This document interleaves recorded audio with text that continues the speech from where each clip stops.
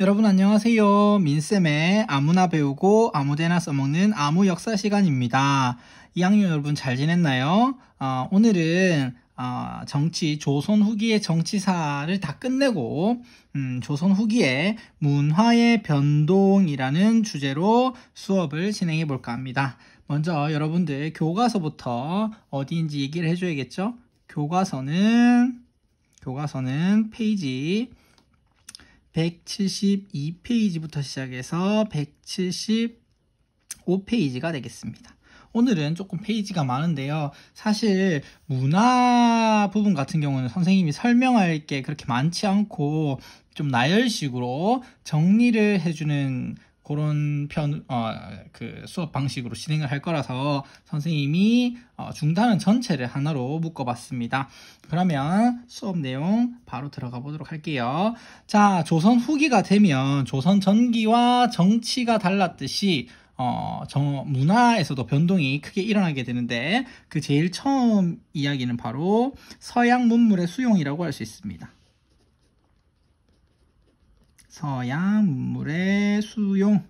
자, 요 당시에 서양은 그 전에 동양에 비해서 문화적 수준이라든지 학문적 수준이라든지 이런 것들이 낮았던 것과는 달리 서양은 굉장히 빠르게 발전하고 있었어요. 그래서 이러한 서양의 문물이 세계로 이제 퍼져나가게 되는데 그 당시 서양하고 그래도 교류를 많이 하던 국가가 청나라였습니다. 그래서 우리 조선도 청나라를 통해서 서양의 문물을 많이 접하게 됐어요. 그래서 서양 선교사를 통한 선교사는 뭐죠? 그렇죠. 종교적으로 종교를 널리 전도하기 위해서 파견된 사람들을 얘기하죠. 서양 선교사들을 통한 서양 문물을 이제 접하게 되는 겁니다. 그래서 이렇게 접하게 되는데 주로 언제부터냐 하면 17세기 베이징 청나라의 수도죠. 여기에서부터 서양 선교사들을 우리나라 사신들이 많이 만나가지고 그 사람들을 통해서 우리가 접하게 되고요. 또 하나는 또 어떤 루트가 있었냐면 표류한 외국인이 있습니다. 대표적으로는 벨테브레 혹은 벨테브레이, 교과서는 벨테브레이라고 되어 있는데요. 우리 한국식 이름으로 박연이라고 불립니다. 이 사람이나 하멜과 같은 사람들이 이 당시에 조선에 다른 나라 가려고 하다가 배가 이제 가고 싶은 대로 안 가고 엉뚱한 대로 조선에 들어와가지고 어쩌다 보니까 이 표류한 외국인들에 의해서 서양의 과학기술을 이제 받아들이게 됐다라는 거고요. 주로 어떤 것들이 있었느냐 하면 서양식 지도, 그리고 화포, 빵빵 쏘는 대포 있죠. 화포나, 그리고 자명종, 천리경 같은 등등등 되게 그 전에 조선에서는 살펴볼 수 없었던 굉장히 대단한 문물들을 보게 되고요. 특히 서양식 지도 같은 경우는 이 당시에 다른 사람들에게 우리 중국, 청나라하고 일본하고 조선하고 그 근처에 있는 몇몇 나라들만 있구나, 그 먼 나라는 잘 몰랐어 라고 했는데 새로운 나라들이 있다는 걸 깨닫게 됩니다. 그래서 이러한 것들은 어떤 영향을 가져다 주게 되냐면 중국 중심의 세계관에서 몇몇 사람들이 탈피하게 되는 이러한 결과를 가지고 오게 됩니다. 이러한 서양 문물의 수용은 뭘 나왔을까요? 그렇죠. 두 번째 이야기할 새로운 과학기술의 발달을 낳았다고 할 수 있습니다. 새로운 과학기술의 발달. 새로운 과학기술의 발달을 낳았어요. 선생님 여기서는 좀 쭉 어떤 분야에서 어떤 분야에서 이렇게 설명을 하고자 합니다. 제일 먼저 첫 번째 역법에서는요. 역법이라고 하면 우리 이제 달력으로 생각하면 돼요. 달력을 생각하면 되는데 그냥 달력이 아니고 한 해를 며칠로 정할 것이냐, 12달을 어떻게 나눌 것이냐, 우리 태음력, 태양력과 같은 이런 방법들을 이야기하는데요. 그거의 대표적인 게 시헌역이라고 할 수 있습니다. 시헌역은요, 그 선교사, 중국에 왔던 선교사 아담 샬이라는 사람이 그 24절기랑 뭐 하루의 시간 뭐 이런 걸 굉장히 정교하게 계산을 해가지고 만든 서양식 역법이에요. 달력이었어요.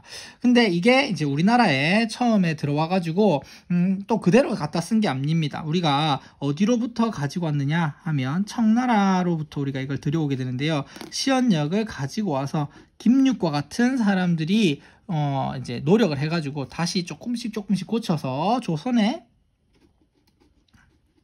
사정에 맞게 사용하게 됐어요. 그래서 역법에서는 시헌역이 사용됐고요. 그 다음에 천문학에서 우리가 하늘, 별자리를 연구하고 하는 천문학에서는 어떠한 일이 있었냐 하면 바로 지구자전. 지구는 우리 자전한다는 거 여러분들 알고 있죠? 과학 시간에 배워서 지구의 자전에 대해서 알아내게 됩니다. 어떤 사람들이 있었냐면 홍대용, 그리고 뭐 김성문 이런 사람들이 있었어요. 그래서 이 지구가 자전한다라는 사실을 알아내고 홍대용은 뭘 만들었냐면 여러분들 교과서 172페이지에 보면 나와 있는 혼천의라는 것을 만들었습니다. 혼천이라는 것을 만들었어요. 그래서 이거는 전체 관측 기구예요. 그래서 해, 달, 그리고 별 이러한 것들의 위치를 파악할 수 있도록 측정하는 건데 톱니바퀴를 이용해서 축축축축 이렇게 돌아가게 만들었기 때문에 굉장히 정교하게 만들어졌던 그런 기구였다라는 것을 알 수가 있고요. 그 다음에 지리학에서는 뭐가 발달하냐면 외국에서 곤여, 만국, 전도라고 하는 지도가 들어오게 돼요. 여러분들 교과서 172페이지 역사 읽기 파트에 나와 있는 그 지도인데요. 그 이제 고려 만국 전도는 이제 마테오 리치라는 사람이 이제 명나라 학자하고 같이 만들어서 이제 찍어낸 그런 세계 지도였는데 그 당시 우리나라가 중국과 뭐 일본, 조선과 이렇게 좁은 이런 나라들 하고만 있는 줄 알았는데 세계에는 정말 많은 나라들이 있고 그 많은 나라들이 각자 되게 발전하고 있구나라고 하는 사실을 깨닫게 만든 게 바로 고려만국전도라고 할 수가 있습니다. 그래서 이러한 것들, 그래서 이 새로운 세계들에 대해서 알게 됐으니까 세계관이 어떻게 되겠어요? 세계관이 확장되는 결과를 가지고 왔겠죠. 그래서 이러한 변화를 가지고 왔고요. 이 당시 농업에 대한 것도 있습니다. 조선 후기가 되면 농업 기술이라든지 농업을 어떻게 경영할 것인가에 대한 관심이 굉장히 높아져요. 우리 그 실학자들이 그랬던 것처럼요. 그래서 이러한 관심이 높아지게 되면서 새로운 농업에 대한 서적들, 책들이 만들어지게 되는데 대표적인 것들이 뭐가 있냐면 신속의 농가 집성이라든지 그리고 산림경제와 같은 이러한 것들이 편찬되게 된다. 그래서 이러한 농서들이 새롭게 편찬되면서 이제 또 농업 분야가 또 발달을 했다라는 거고요. 그 다음에 의학 분야에 있어서는 새로운 연구가 활발히 진행되는데 정약용이 우리 마가회통이라고 해서 종두법을 연구했고요. 종두법은 책 이름은 아니고요. 우리가 천연두가 있죠. 그래서 막 얼굴에 막 수포 같은 게 막 올라와서 고열이 나고 까딱 잘못하면 죽을 수 있는 이런 병을 이제 어떻게 예방할 것인가, 접종을 할 것이냐에 대한 연구가 있었고요. 그 다음에 우리가 태양인 이재마라고 불리는 이재마라는 사람이 있었어요. 이 사람은 사상의학에 대해서 사람의 체질을 4가지로 구분을 해서 태양인, 태음인, 소양인, 소음인 이렇게 나눠가지고 요것들을 이제 체계화했다라는 것을 이제 우리가 알 수가 있습니다. 그래서 이러한 새로운 과학 기술들이 발달을 했다라는 거 정리를 해두면 될 것 같고요. 자, 세 번째로는 뭐가 발전하냐면 국학이 발전합니다. 자, 국학이 발전할 수 있었던 이유는 첫 번째, 우리가 기존에 이러한 문물의 발달이 결국에 뭘 가져갔다?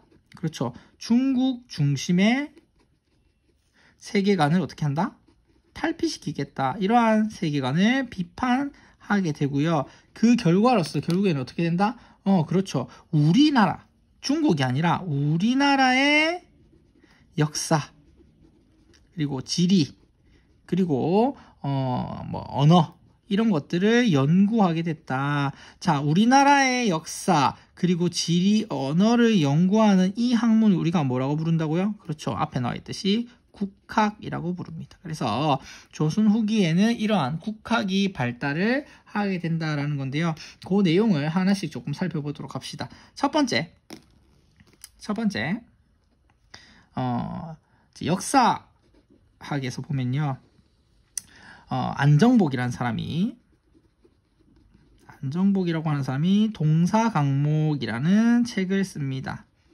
동사강목이라는 책을 쓰는데 이 책은 중국 중심의 역사관으로부터 벗어나서 우리 역사의 정통성 그리고 독자성 이런 걸 강조하는 이런 책이었어요. 그래서 국학의 발전에 기여를 했고요.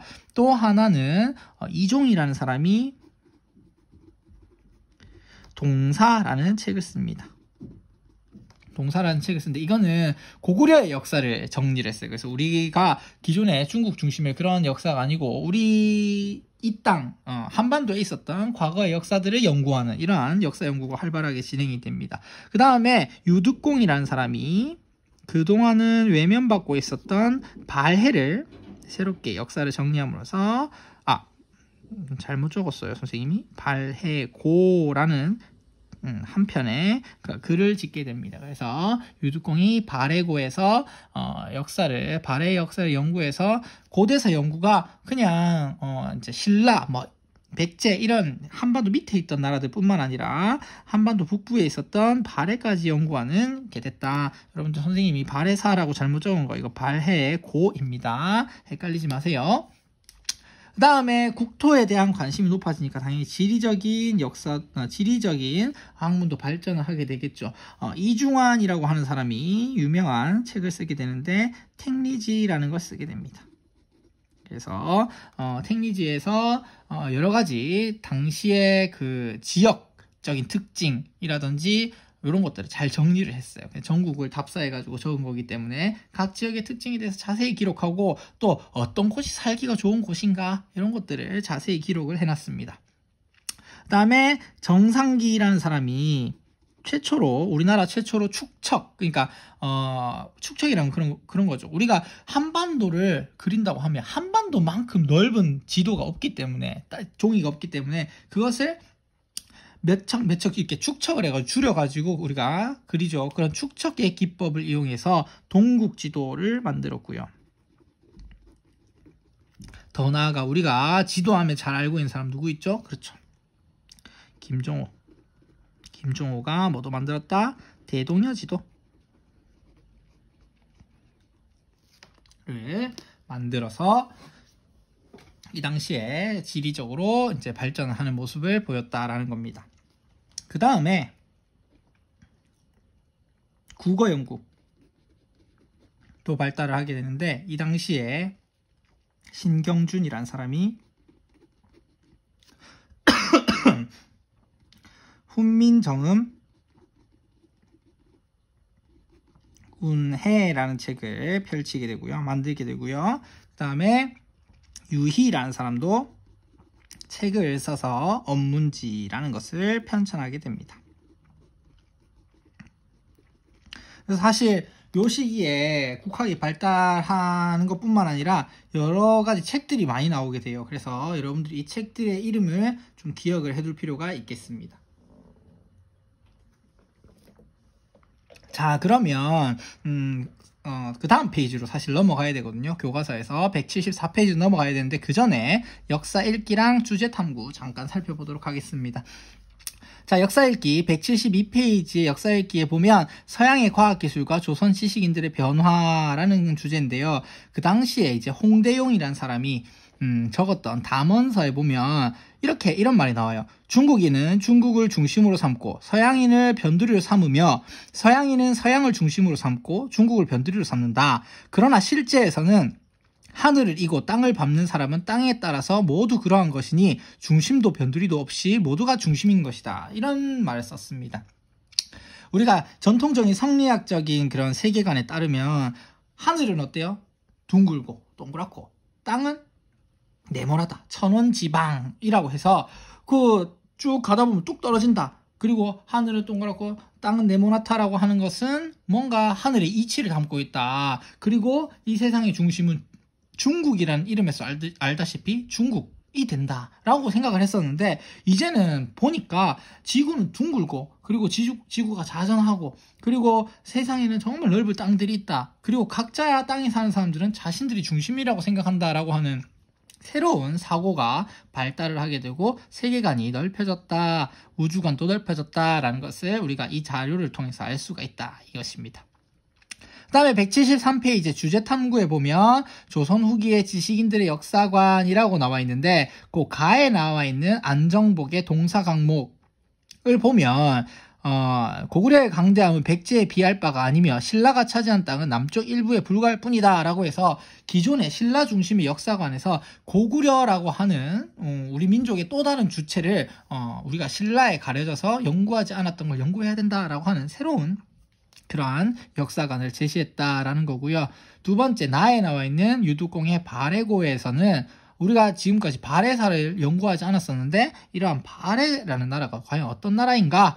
즉 바레를 이제 만든 대조영이라는 사람, 저 대씨가 어떤 사람인가? 바로 고구려 사람이다. 그들이 차지한 땅은 어떤 땅인가? 바로 고구려 땅이다 라고 해서 바레라는 나라가 어디를 계승했다? 고구려를 계승했다라는 것을 이제 연구하고 밝혀냈다, 주장했다라는 것을 우리가 알 수가 있습니다. 그래서 가나 나 모두 어떤 것을 공통적으로 비판하고 있느냐 하면 중국 중심의 역사관을 비판하고 있다라는 것을 알 수가 있습니다. 자, 페이지를 넘겨봅시다. 174페이지로 넘어갑시다. 선생님 이거 조금 올릴게요. 자, 4번. 바로 이제 문화적으로 서민 문화가 어떻게 발달했느냐? 서민 문화의 발달에 대해서 살펴보겠습니다. 조선 후기에 올라오면 이제 생활 수준이 향상됩니다. 생활 수준이 향상되고요. 이에 따라서 뭐가 발달하게 된다? 서민 문화가 발달을 하게 된다라는 것이죠. 서민들도 문화적인 것들을 향유하고 즐길 수 있게 됐습니다. 그래서 문학에서 보면 요에 요거 3개로 볼게요. 그 다음에 문학에서 보면 어떠한 특징이 나타났냐 하면 첫 번째로 한글 소설들이 등장해요. 한글 소설, 한글로 쓴 소설들이 등장하는데 대표적인 게 홍길동전 그리고 춘향전과 같은 책들이 소설들이 등장을 합니다. 이러한 소설들은 주로 이제 지배층의 횡포라든지 사회적인 차별이라든지 이런 것들을 비판하는 내용들을 많이 담고 있어요. 그 다음에 사설시조. 우리가 시조라고 하면 양반들이 많이 이제 만들었던 시조가 생각이 납니다. 근데 뭐 3434 뭐 이렇게 해가지고 정형화된 3글자 4글자 이렇게 정형화된 것들이 이제 원래 있었던 시조라면 이 시기에는 형식에 크게 구애받지 않는 사설 시조가 이제 유행을 하게 되고요. 이러한 것들은 이제 아무래도 서민들의 자유로움을 조금 잘 표현하는 그런 솔직한 감정을 표현하는 내용이라고 할 수가 있습니다. 그 다음에 두 번째로는요. 이 시기에 판소리나 그리고 탈춤과 같은 공연이 많이 있었다. 공연을 많이 했다라는 것인데 대표적인 게 이제 하회 탈춤이라든지 별신굿 이런 거 있죠. 그리고 판소리가 있는데 판소리는 우리가 잘 알다시피 그 적벽가, 흥부가, 수군가, 그리고 심청가 이런 것들이 춘향가 이런 것들이 있죠. 근데 원래는 12마당이 있었다고 해요. 그런데 지금 이제 현재 전하고 있는 건 그 5가지 있다라는 것이고요. 그다음에 탈춤 같은 경우는 여러분들 교과서 174페이지에 하회 탈춤의 그 내용을 보면 나는 뭐 양반이 나는 사대부의 자손인데 그러니까 선비가 아니 나는 팔대부의 자손인데 하니까 8대부는 또 뭐야? 하니까 아니 양반이라는 것이 8대부도 몰라? 8대부는 4대부의 갑절이지 이렇게 하면서 막 이렇게 4대부를 약간 조롱하는 듯한 이런 말을 이제 대화가 있습니다. 이런 것처럼 그 당시 이제 양반들의 위선이라든지 이런 것들을 이제 풍자하고 비판하는 하나의 그런 공연이 많이 이루어졌다라는 것이고요. 다음에 그림에서는 민화가 유행하게 됩니다. 민화는 주로 누가 그렸는지 잘 모르는데 뭐 까치와 호랑이라든지 그리고 뭐 당시 뭐 풀이라든지 이런 것들을 십장생 이런 것들 그리고 고기 그림, 물고기 그림 이런 것들을 주로 그려가지고 당시 이제 집집마다 걸어놓고 했던 건데 잘 그 작가가 누군지는 명확히 밝혀져 있지 않고요. 주로 복을 기원하는 내용들을 가지고 있는 되게 소박한 그런 그림이라고 할 수가 있습니다. 자, 이러한 서민 문화가 발전하면서 결국에는 다채로운 문화가 발전을 하게 된다. 발달을 했다라는 것입니다. 자, 그래서 이 외에도 한문학, 이제 한문으로 쓰는 문학 작품을 보면요. 양반사회의 모순이라든지 부조리를 이제 비판하는 책들이 나오게 되는데 대표적인 게 누가 있느냐 하면 누가 쓴 거냐 하면 박지원이라는 사람이 우리 그 전에 박지원에 대해서 잠깐 배웠었죠. 이 사람이 책도 썼는데 호질, 호랑이가 막 혼낸다. 사람을 혼내는 호질이라든지 양반전과 같은 이러한 책들이 요 시기에 나타나게 됩니다. 이러한 것들은 양반사회의 모순과 부조리를 비판하는 내용을 담고 있다라고 할 수 있어요. 그리고 그림에서는 진경산수화라는 게 이제 등장하는데 진짜 풍경을 담은 산수화, 그러니까 산이나 강이나 이런 모습을 담은 그림이라고 하는데 이런 것들은 이제 대표적으로 어떤 게 있느냐? 조선 전기에는요, 우리나라 화가가 우리나라의 그런 그 산을 그리고 그러는데 주로 그 중국식 화풍을 많이 가지고 왔기 때문에 우리나라 산 중에서는 이제 엄청 오래된 땅들이 많기 때문에 이게 막 이렇게 산이 이렇게 삐쭉삐쭉 하지 않아요. 그런데 이때는 조선 전기에는 서양이란다. 그 중국의 화풍을 닮아왔기 때문에 중국식 산처럼 막 산을 삐쭉 이렇게 그렸었어요. 그런데 이제는 진짜 우리 풍경을 담은 산수화가 등장하니까 산이 주로 어떻게 표현되겠습니까? 그렇죠. 이렇게 낮고 그리고 아주 실제로 우리나라 산이 가지고 있는 그런 좀 곡선의 미를 잘 이제 살린 그러한 작품들이 등장을 하게 되고요. 또 하나는 이 시기에 풍속화, 우리나라 그 풍속화를 이제 그리게 됩니다. 진경산수화의 대표적인 사람은 겸재 정선이라는 사람이에요. 이 정선의 인왕산을 그린 인왕제색도라는 게 유명하고요. 그 다음에 풍속화에는 여러분 유명한 사람 두 사람 있죠. 누가 있을까요? 그렇죠. 김홍도 그리고 신윤복 이런 사람들이 있었다라는 것을 여러분들이 기억을 해두면 좋겠습니다. 그 다음에 글씨도 이 시기에 새로운 글씨체가 나타나게 되는데 추사 김정희가 쓴 추사체라는 것이 이때 유행을 하게 되는데 이 추사체는 여러분들 교과서 175페이지 윗부분에 보면 있어요.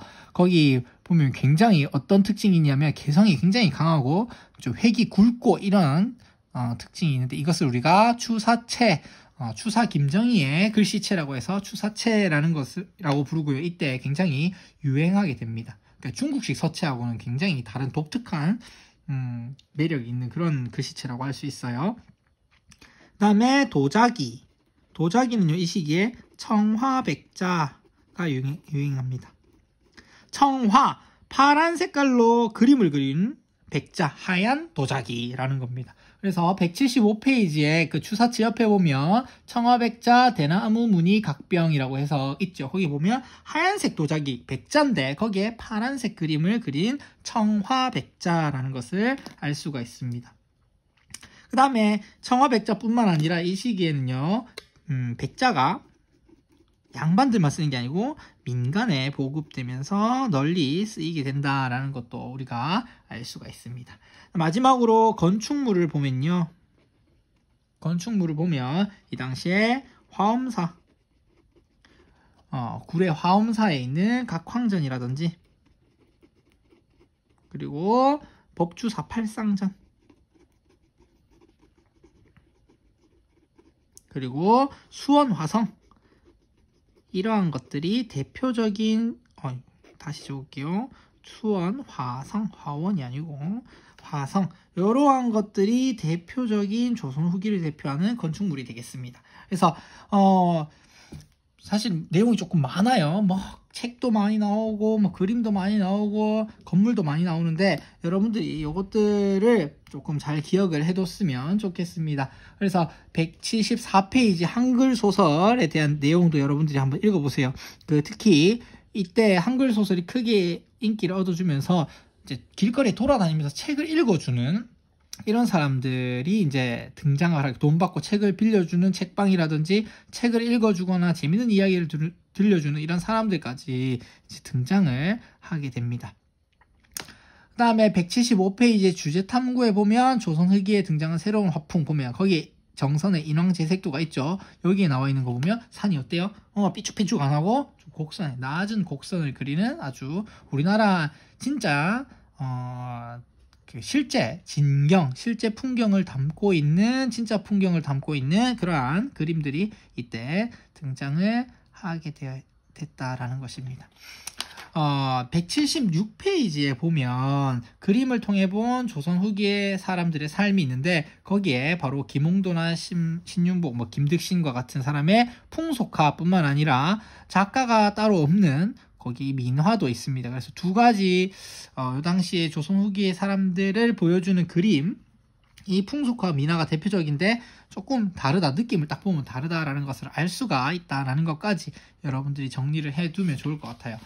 자, 이럼으로써 우리가 이제 조선 후기의 문화까지 다 살펴봄으로써 조선에 관한 역사를 싹 끝냈습니다. 그래서 우리가 이제 여러분들이 EBS 강의를 듣고 했던 앞부분으로 삼국으로 돌아가서 이제 수업을 진행을 하게 될 텐데요. 삼국에 관해서는 내용을 좀 선생님 나름대로 좀 묶어가지고 새롭게 좀 정리를 그렇게 해주도록 하겠습니다. 그래서 다음 시간엔 다시 앞으로 돌아가서 삼국의 형성에 대해서 수업하겠다라는 것입니다. 알겠습니까? 자, 그러면 오늘 여러 가지 내용들이 조금 많았기 때문에 선생님이 따로 과제라든지 그런 걸 내주진 않겠어요. 그래서 여러분들이 선생님이 올려놓은 자기주도 학습을 위한 여러 가지 이제 양식 있죠.